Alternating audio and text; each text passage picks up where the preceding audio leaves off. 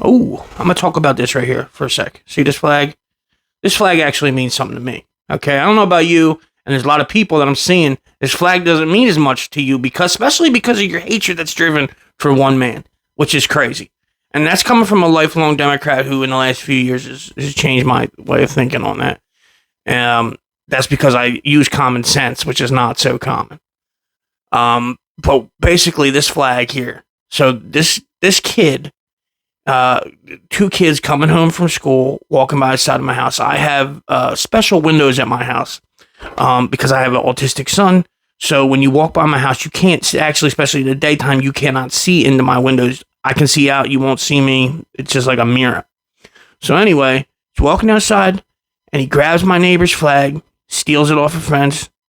Him and his little buddy are laughing about it. Walks down the side of my drive, around the side of my house. And I'm like, dude, I'm watching my kid. I can't get involved in the shit right now, but it's just disrespectful. But I was going to let it go. And then I watch him. I'm watching further from the other window. I can see it through the room. And I see him rip the flag up, throw it in the air, laugh about it, and basically spit on it towards the ground. And then I watched the flag hit the ground, him and his buddy walk off. And at that point, I was beyond pissed. Because we did a lot of dumb shit when I was young. But I was always taught to respect the flag. Now, we have a big divide in this country, especially like when, the guy got elected president, people didn't even stand up in the room. Like, that's the sort of shit we got lost on. Like, we all got bosses that we hate.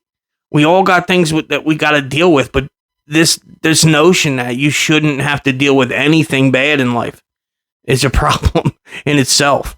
But so I slid up my window and I yelled out to this kid and I said, yo, why don't you have some respect for your bleeping country and pick up that freaking flag, man?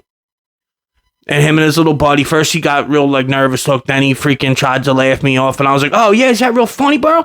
And like I acted sort of like I would come out, but I slammed my window down, back to take care of my kid. I'm like, I ain't, that's it. So, but then I look, and he's standing up at the end of my drive, and he's not leaving. He's not going down the next street, nothing. He's standing there and he's calling somebody. He's calling in reinforcements or some shit, I'm like, this is ridiculous. So I go out barefoot, stomp down the road, and I'm like, yo, what's the deal, bro? I'm like, who you on the phone with? Your mom, dad's dad? I'm like, yo, give me the phone. I will tell them firsthand what you did. So, he gives me the phone. I said, yeah. And then someone just starts yelling at me, screaming, like, you don't talk to my kid that way. You don't talk to my kid. I'm like trying to tell him, like, this is crazy. Like, listen to what he won't hear it. He's like, I'll be right there, dude, right there. So the only thing that got me nervous in that moment was, I'm like, great, I got my kid in here, and freaking this guy's coming over, and is he packing heat? That's what I was worried about. But it wasn't another minute or two later, and this kid comes around the corner.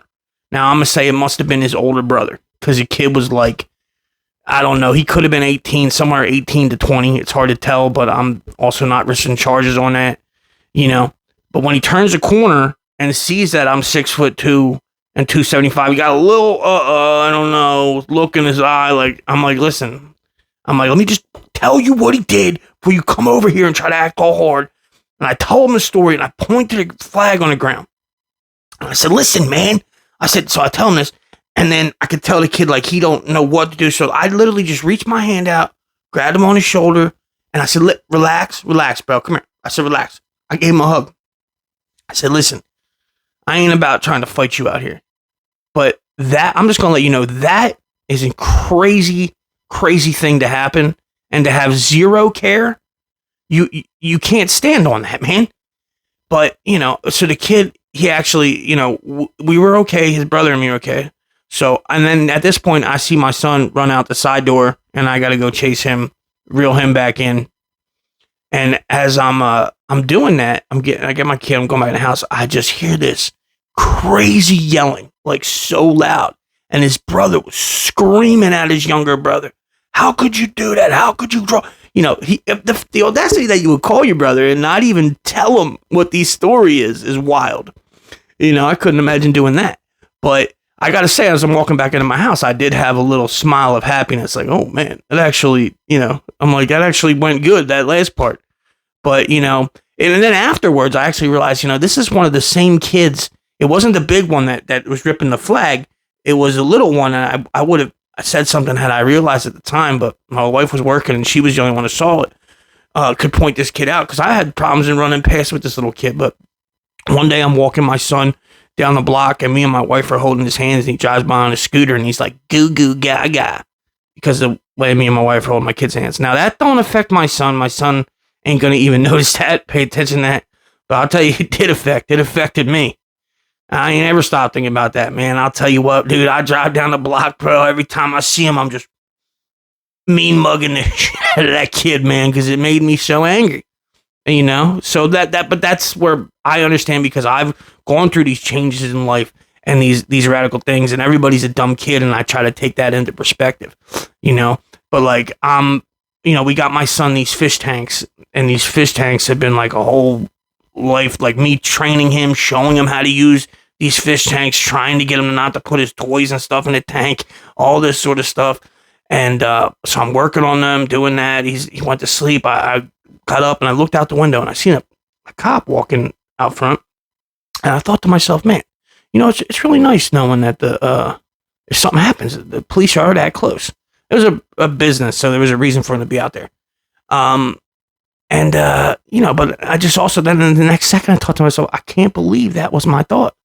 Because 10 years ago, I would have had a completely different reaction to that. I would have been just peeping on that sucker and been like, yo, what's he doing, bro? What's that guy doing out there, man? I don't know, man. Yeah, that would have been my reaction to that. So these are things that you learn as you get older, and it takes time to realize these things. So I do understand that. My wife is 8 years younger than me. So I do, you know, we are constantly, I would say that, you know, my opinions have shifted more the other way, and her opinions, you know, I sort of trying to get her to understand some of this stuff, but it's that hatred that drives people so hard. And they're literally funding campaigns out there. They're funding campaigns on like middle class white women. That's they're targeting them. That it's that Soros and the communist guy that is a big influencer of China. I can't think of his name right now, but those guys are paying for campaigns to fund women. That I even heard it, like it was on the Adam Carolla show, that his female staffer, the lady that's on the show with him, she pointed it out to me. I'm not sure what her name is. I just sort of started listening to that.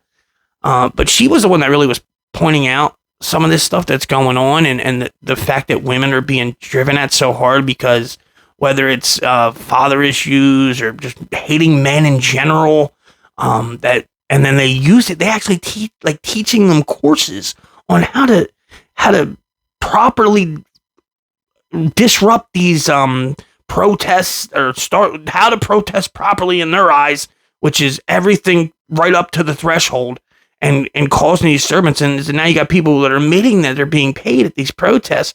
It's just wild.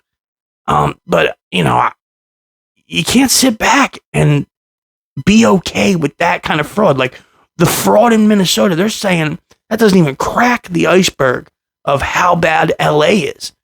And the fact that I just found out that all the fire money that was all that television number that you called to donate money to the fire, all that money is not accounted for. And they actually used it and put it on to pay other guys with, and moved it into this thing, and paid for podcasting, stuff like that. That's illegal, man. That's crazy. But because your hate drives you so hard for one figure, you will flip on whatever it is just because you hate that man so much. It doesn't have to be that way. We have to come together. We have to come together because these other countries are advancing on us hard. Why do you think they're buying farmland? Why do you think China is always doing Cold War tactics? Like, they are determined to be number one. It's written in their guidelines of what they're trying to do. And Russia can be just as bad. And these are really evil people that we're dealing with in the world. You cannot be a saint. But people expect to have everything exactly the way they want it. And that's just not logical, and definitely not at this point. But we got to wake up. I mean, AI's out there coming for our jobs.